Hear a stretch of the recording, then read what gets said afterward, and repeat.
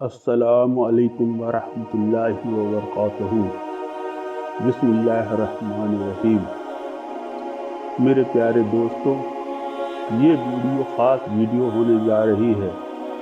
آپ لوگ اگر نبی پاک صلی اللہ علیہ وسلم کے امتی ہو تو میں آپ لوگوں سے گزارش کرتا ہوں کہ آپ لوگ اس ویڈیو کو آخری تک ضرور دیکھیں کہ کس طرح آخرت میں ہر شخص کی بخشش ہوگی۔ یہ ویڈیو ایک پیغام ہے ہر امتی کو۔ سورہ دوحہ میں اللہ تعالیٰ فرماتے ہیں وَلَا سَوْفَ يُعْطِيكَ رَبُّكَ فَتَرْضَىٰ، جس کا مطلب ہے کہ ان قریب آپ کو آپ کا رب عطا کرے گا، پس آپ راضی ہو جائیں گے۔ حضرت عبداللہ بن عمر بن عاص رضی اللہ تعالی عنہ سے روایت ہے کہ نبی اکرم صلی اللہ علیہ وسلم نے ابراہیم علیہ السلام کے بارے میں اللہ تعالیٰ کے فرمان اے میرے رب، بے شک انہوں نے یعنی بتوں نے بہت سے لوگوں کو گمراہ کیا، پھر جس نے میری پیروی کی یقیناً میرا ہے، اور جس نے میری نافرمانی کی تو تو بہت بخشنے والا ہمیشہ رحم کرنے والا ہے۔ اور عیسیٰ علیہ السلام نے کہا اگر تو انہیں عذاب دے تو یہ تیرے بندے ہیں، اور اگر تو انہیں معاف فرما دے تو بلا شبہ تو ہی غالب حکمت والا ہے کی تلاوت فرمائی، اور آپ نے دونوں ہاتھ اٹھا کر فرمایا اے اللہ میری امت، اور بے انتہا رو پڑے۔ اللہ تعالیٰ نے حکم دیا اے جبریل، محمد صلی اللہ علیہ وسلم کے پاس جاؤ، جب کہ تمہارا رب زیادہ جاننے والا ہے۔ ان سے پوچھو کہ آپ کو کیا بات رلا رہی ہے۔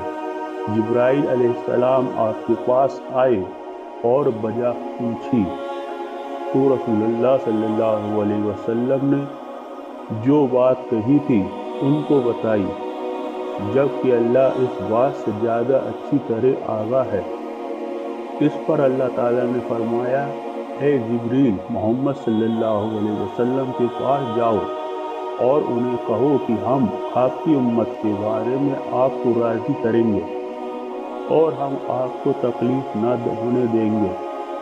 مسند احمد میں کہ حضور صلی اللہ علیہ وسلم بیمار ہو گئے اور 1 یا 2 رات تک آپ تہجد کی نماز کے لیے نہ اٹھ سکے، تو ایک عورت کہنے لگی کہ تجھے تیرے شیطان نے چھوڑ دیا۔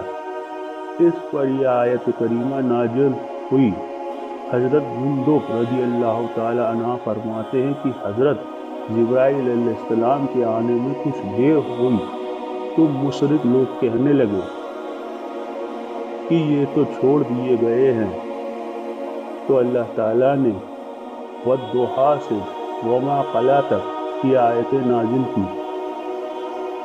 ایک اور روایت میں ہے کہ حضور صلی اللہ علیہ وسلم کی انگلی پر پتھر مارا گیا جس میں سے خون نکلا، اور جس پر آپ نے فرمایا تو صرف ایک انگلی ہے اور راہ خدا میں تجھے یہ زخم لگا ہے۔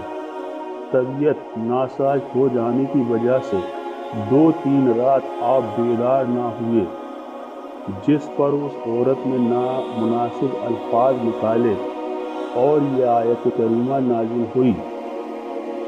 کہا گیا ہے کہ یہ عورت ابو لہب کی بیوی ام جمیل تھی۔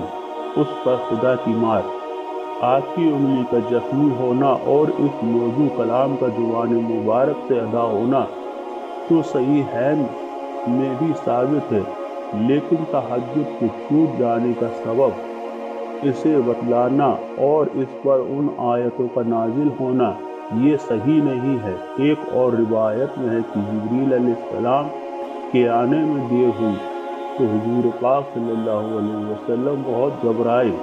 اس پر یہ آیتیں اتری۔ پھر اللہ تعالیٰ فرماتے ہیں کہ تیرے رب نے نہ تو تجھے چھوڑا نہ تجھ سے دشمنی کی، تیرے لیے آخرت اس دنیا سے بہت بہتر ہے۔ اسی لیے حضور صلی اللہ علیہ وسلم دنیا میں سب سے زیادہ زاہد دنیا سے بے تعلق تھے اور سب سے زیادہ دنیا سے دور تھے۔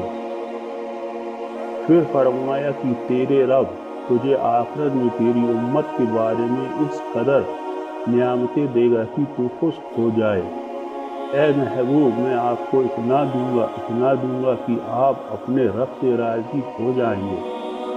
حضرت امام حسین رضی اللہ تعالی عنہ سے کسی بندے نے کہا، قرآن پاک میں سب سے زیادہ امید والی آیت کون سی ہے؟ تو آپ فرمانے لگے، سب سے امید والی آیتیں وَلَا سَوْفَ يُعْطِيكَ رَبُّكَ فَتَرْضَىٰ ہے۔ رب کہتا ہے، محبوب اتنا دوں گا کہ آپ اپنے رب سے راضی ہو جائیں گے۔ رب کہتے ہیں، حبیب تجھے راضی کرنا ہے، اور حضور کہتے ہیں، جب تک میرے سارے غلام جنت میں نہ جائیں گے، جب تک میں اللہ سے راضی نہیں ہوں گا۔ میرے دوستو، اس آیت کا مفہوم ہم نے جانا اوپر دی گئی حدیث، اور اس آیت سے یہ ثابت ہوتا ہے کہ جب تک حضور پاک صلی اللہ علیہ وسلم کا ہر امتی جنت میں نہیں چلا جاتا، تب تک حضور پاک صلی اللہ علیہ وسلم راضی نہیں ہونے والے۔ دنیا میں جتنے نبی، جتنے رسول آئے، سب نے اپنی قوم کے لیے اس دنیا میں دعائیں مانگ لی، لیکن میرے آقا حضور پاک صلی اللہ علیہ وسلم نے اپنی امت کے لیے دعا بچا کر رکھی ہے، جس کے بارے میں اللہ تعالیٰ نے حضور پاک صلی اللہ علیہ وسلم کو اس آیت میں خوشخبری دی کہ اے محبوب، ہم آپ کو اتنا عطا کریں گے کہ آپ خوش ہو جائیں گے۔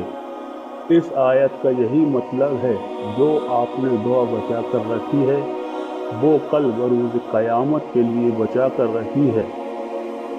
میرے دوستو، جو میرے آقا حضور پاک صلی اللہ علیہ وسلم کا امتی ہے، وہ آپ کی شفاعت سے جنت میں ضرور جائے گا، لیکن اس بات کا یہ مطلب بالکل نہیں ہے کہ دنیا میں جو شخص آیا وہ آپ کا امتی ہے۔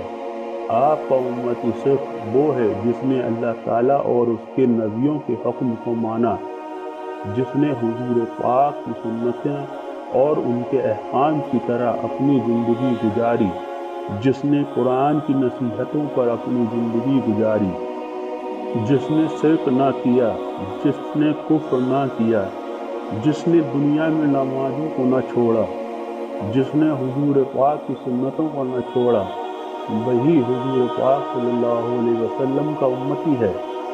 اور جو اس احکام پر سے ہٹا، وہ حضور پاک صلی اللہ علیہ وسلم کا امتی ہرگز نہیں ہو سکتا، ہرگز نہیں ہو سکتا، ہرگز نہیں ہو سکتا۔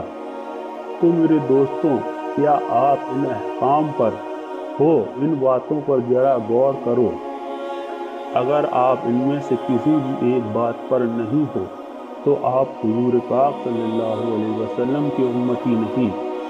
کچھ لوگ یہ سمجھتے ہیں کہ قیامت میں ہم حضور پاک صلی اللہ علیہ وسلم کا دامن پکڑ لیں گے تو جنت میں چلے جائیں گے، چاہے دنیا میں ہم کچھ بھی کریں، نماز ترک کریں، قبروں پر سجدے کریں، جھوٹ اور غیبت کریں، اللہ کو چھوڑ کر دوسروں کو معبود بنا لیں، اللہ کو چھوڑ کر دوسروں سے دعائیں منتیں مانگیں۔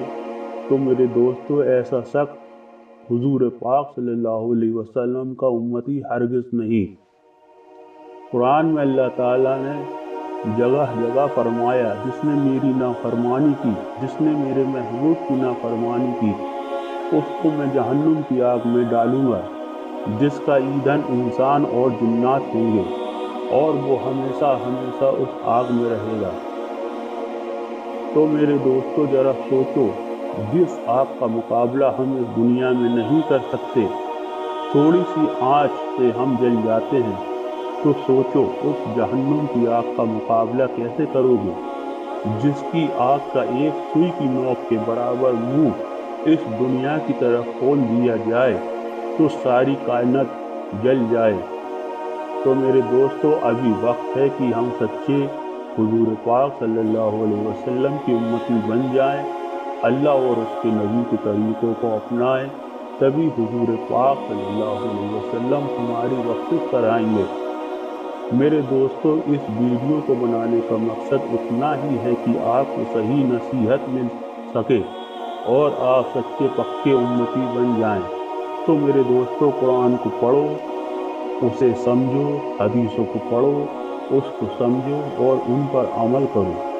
میرے دوستو، اگر یہ ویڈیو آپ کو پسند آئی ہو تو کمنٹ کرو اور چینل کو سبسکرائب کر لو۔ ملتے ہیں ایک اور ویڈیو میں انشاءاللہ تعالی۔